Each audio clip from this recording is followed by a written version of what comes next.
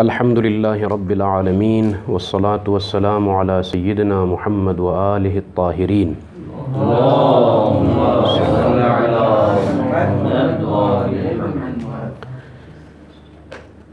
سورۃ النبأ قرآن کریم کا جو آخری پارہ ہے، 30واں پارہ، اس پارے کا پہلا سورہ سورۃ النبأ۔ مختصر تعارف اس سورے کا یہ ہے کہ جو نام مشہور ہے اس سورے کا وہ سورۃ النبأ بھی ہے، سورۃ عامہ بھی کہا جاتا ہے اور سورۃ التساؤل بھی کہا جاتا ہے، اور یہ مکی سوروں میں سے اس کا شمار ہوتا ہے۔ تو جو مکی سورے ہیں، سورہائے مکی میں چونکہ صدر اسلام کا آغاز اور بنیادی اصول اور عقائد کی طرف زیادہ ترکیز ان سوروں میں پائی جاتی ہے۔ بنیادی عقائد، توحید کی طرف دعوت ہے، معاد اور قرآن کے حوالے سے پیغامات الہی اور معاد اور عالم آخرت کے احوال کے بارے میں، چونکہ یہ بنیادی عقیدہ ہے، عقیدہ معاد، جس کی بنا پر انسان کی زندگی تبدیل ہوتی ہے، وہ ہے عقیدہ معاد۔ تو لہٰذا یہ جو آخری سورے ہیں قرآن کے، خصوصاً 28واں پارہ، 29واں پارہ اور 30واں پارہ، ان میں جو چھوٹے چھوٹے سورے ہیں اکثر سورے مکی سورے شمار ہوتے ہیں، اور ان میں آپ لوگ ملاحظہ کریں گے، اور ان میں سے ایک سورہ نبأ ہے کہ جس میں قیامت کا تذکرہ ہے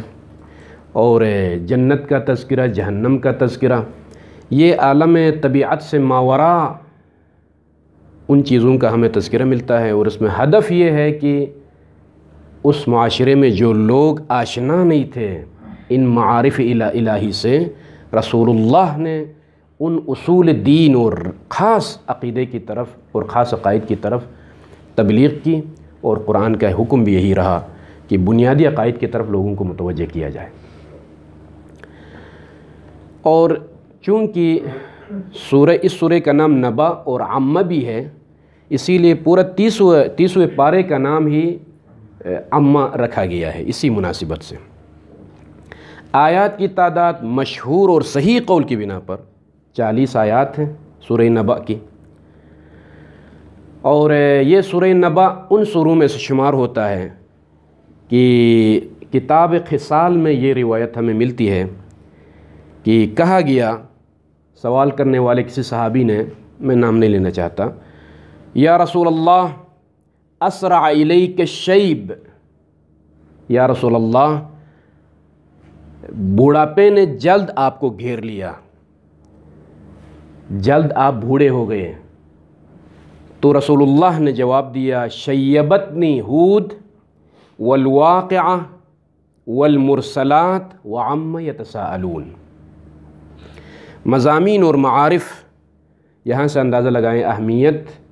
کس قدر عظیم معارف موجود ہیں اور ذمہ داریاں پائی جاتی ہیں ان سوروں میں، کہ رسول اللہ نے فرمایا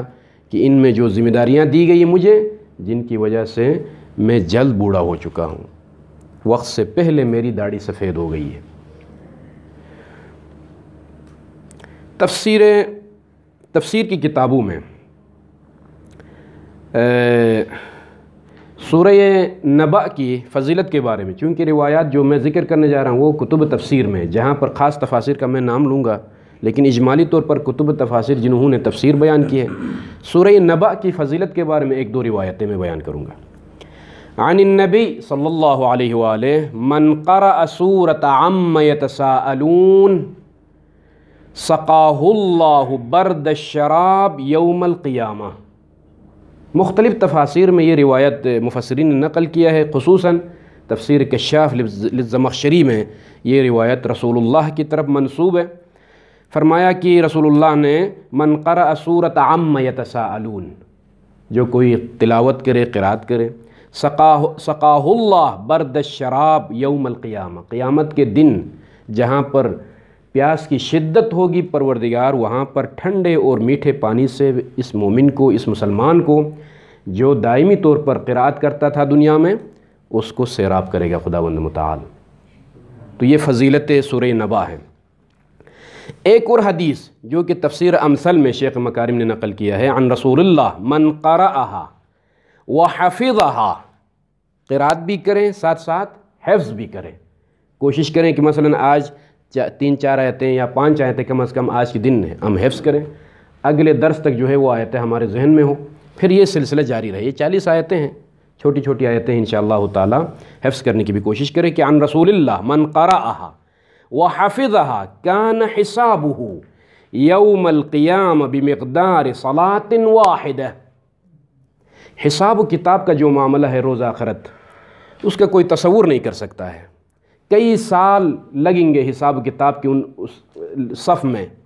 مگر یہ ضمانت ہے رسول اللہ کی طرف سے جو کوئی مومن مسلمان اس کی تلاوت کرے اور اس کو حفظ کرے تو کان حساب ہو، اس کا حساب و کتاب کا جو وقت لگے گا وہاں پر یوم القیامہ بمقدار صلاۃ واحدہ، دنیا میں ایک نماز پڑھنے کے کتنا وقت لگتا ہے؟ نماز تو یاد ہوتی ہے، سورہ قل هو اللہ صرف واجبات پر اکتفا کرے تو میرے خیال میں 2-3 منٹ سے زیادہ نہیں لگتے ہیں، تو روز قیامت اس طویل ترین حساب و کتاب کی اس لائن سے اور اس صف سے اور اس قطار سے یہ انسان جو دائمی طور پر قرآن کا ملتزم اور سورہ نبا کی تلاوت کرتا تھا دنیا میں آسانی سے گزر جائے گا۔ وعن الامام الصادق علیہ الصلاۃ والسلام، تفسیر برہان میں یہ روایت منقول ہے، من قرأ عما يتساءلون لم تخرج سنته اذا كان يدمنها في كل يوم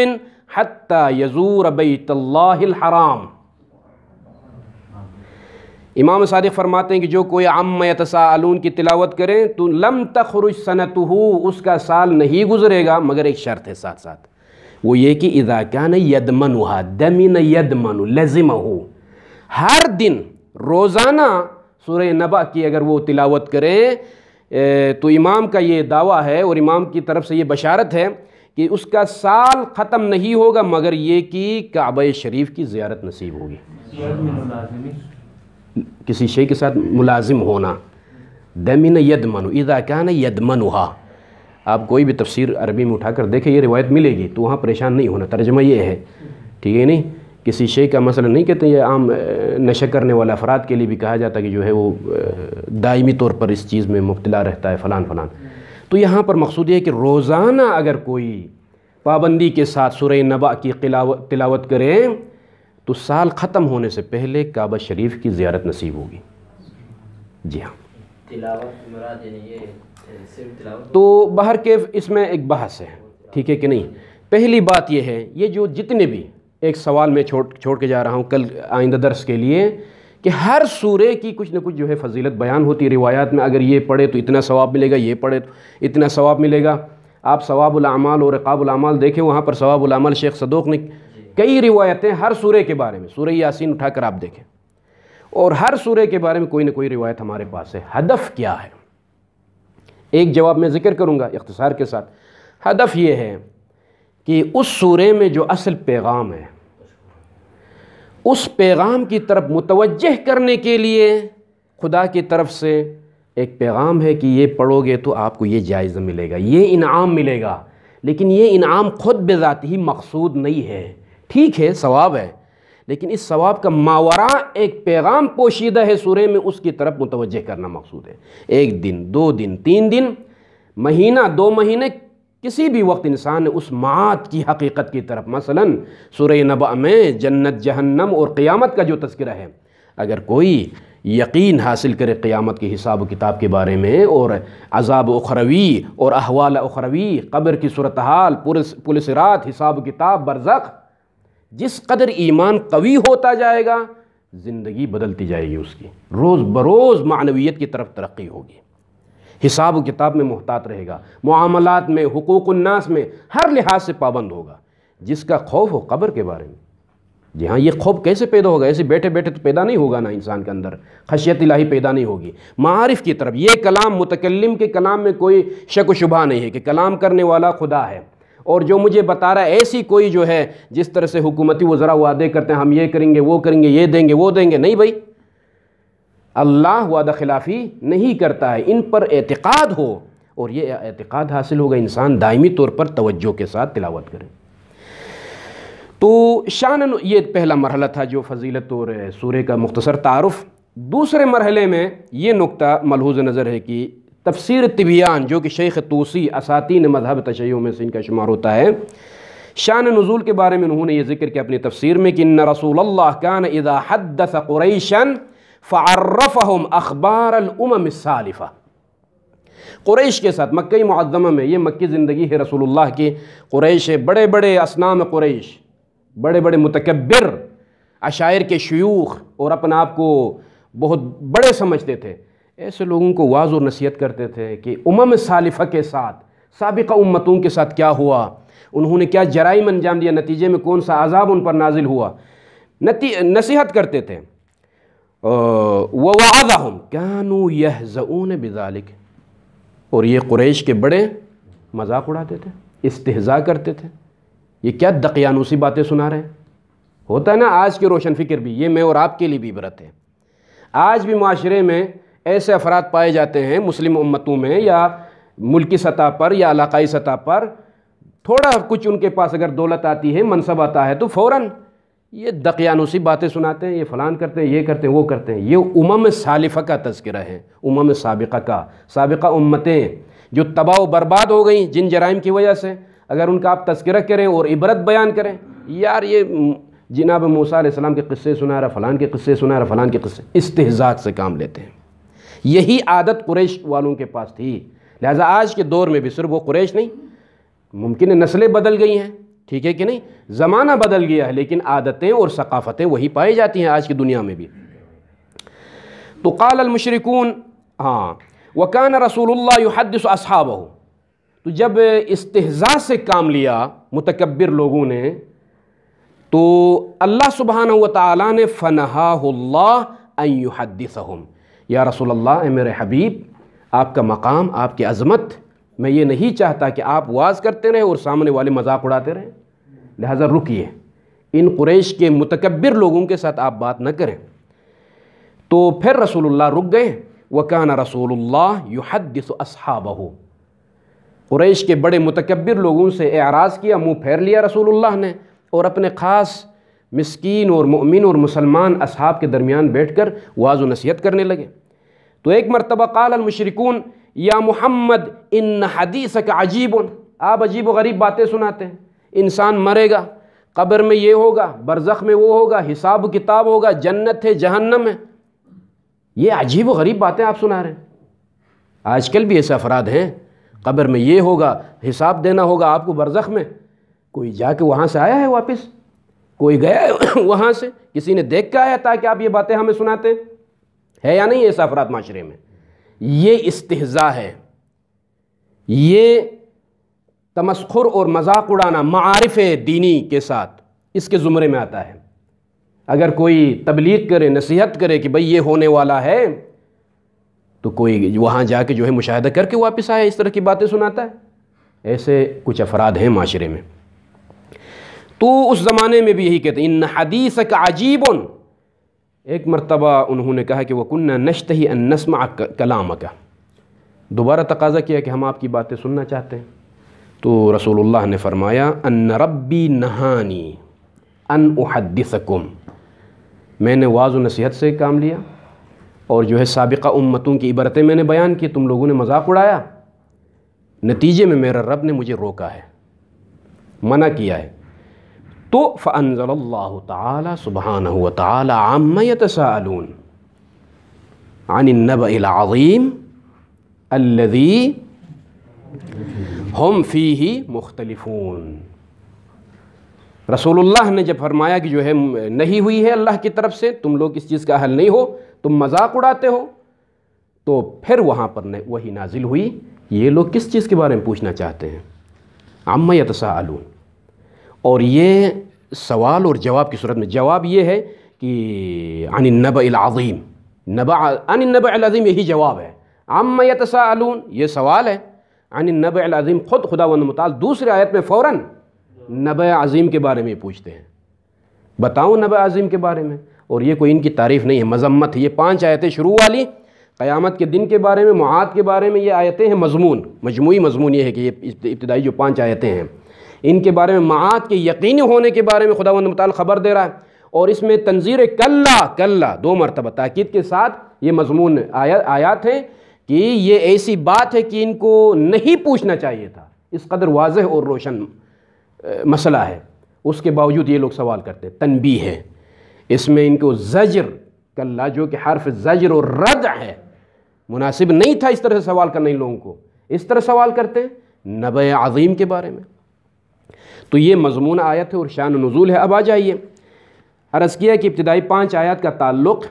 معاد سے ہے، اس آیت میں مضامین تقسیم کریں۔ اب جو ہے 5 آیتوں کا تذکرہ معاد اور قیامت کے بارے میں۔ تو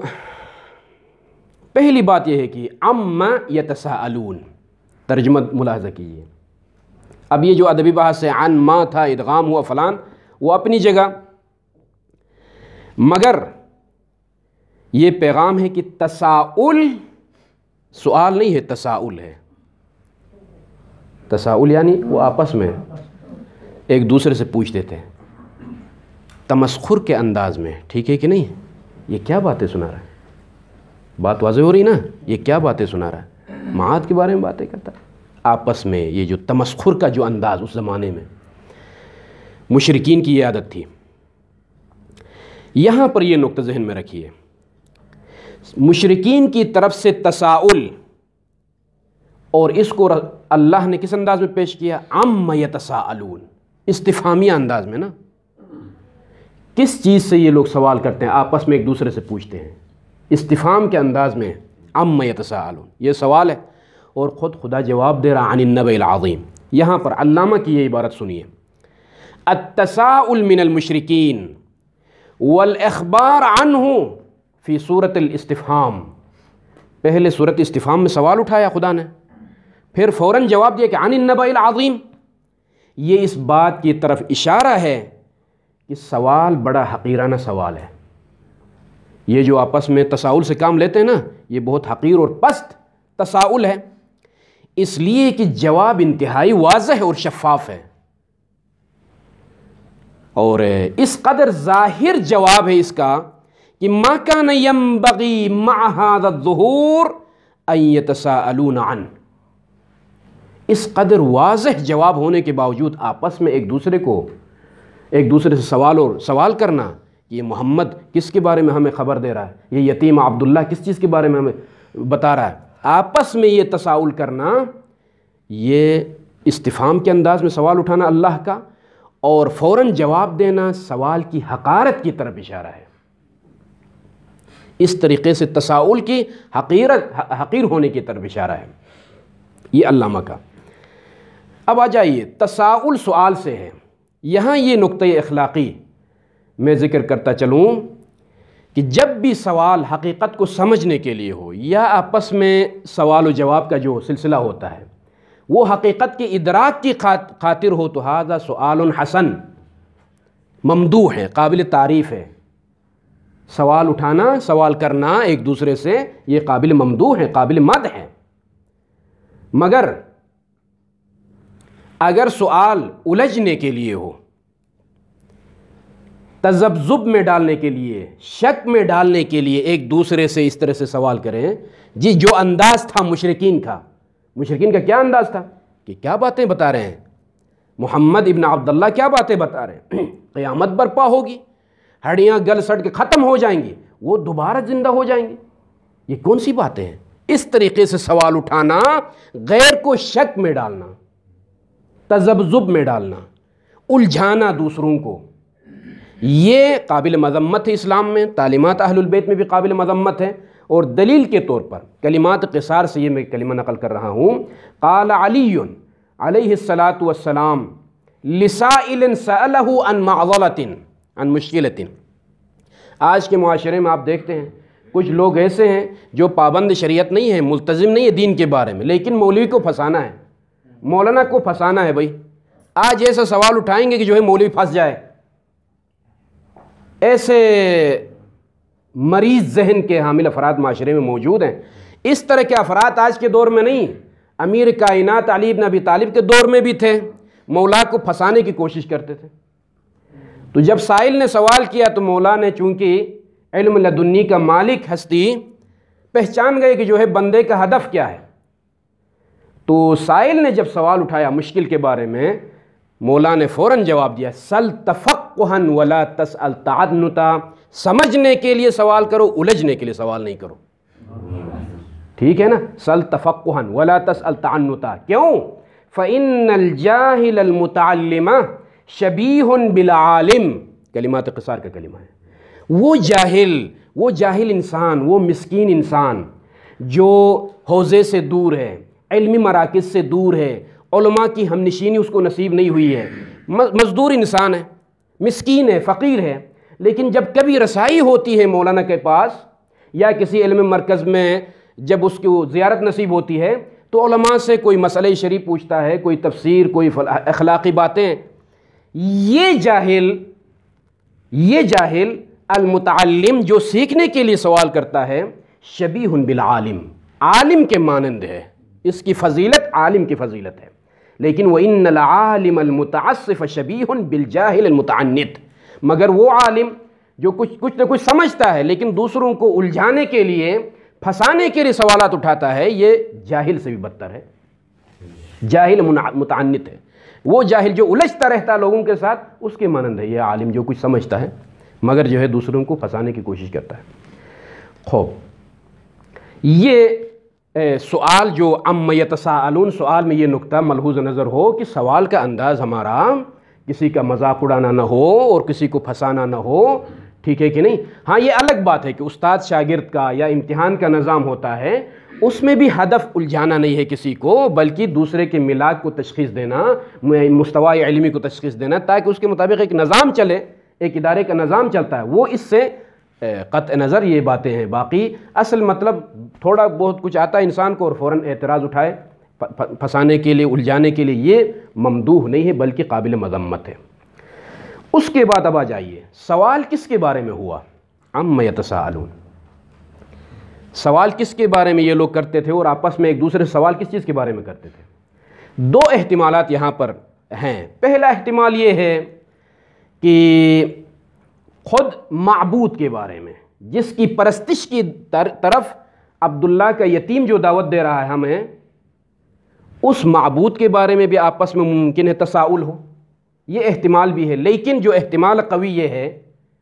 کہ وہ معاد کے بارے میں۔ کیوں معاد کے بارے میں؟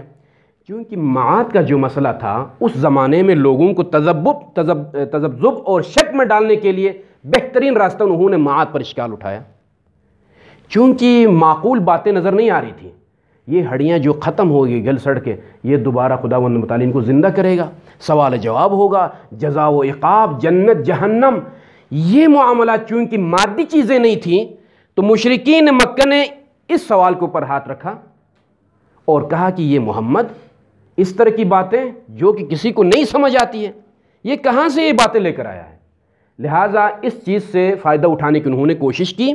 کہ یہ جو کہ حسیات سے خارج چیزیں ہیں، حواس خمسہ سے خارج چیزیں ہیں، ان کے بارے میں جب ہم سوال اٹھائیں گے تو لوگ شک میں پڑ جائیں گے اور محمد کی دعوت کو قبول نہیں کریں گے۔ یہ احتمال۔ تیسرا احتمال یہ ہے، اور یہ دو تین احتمال اور بھی ہے، میں احتمالات کے پیچھے نہیں جاؤں گا، لیکن جو قوی احتمال ہے،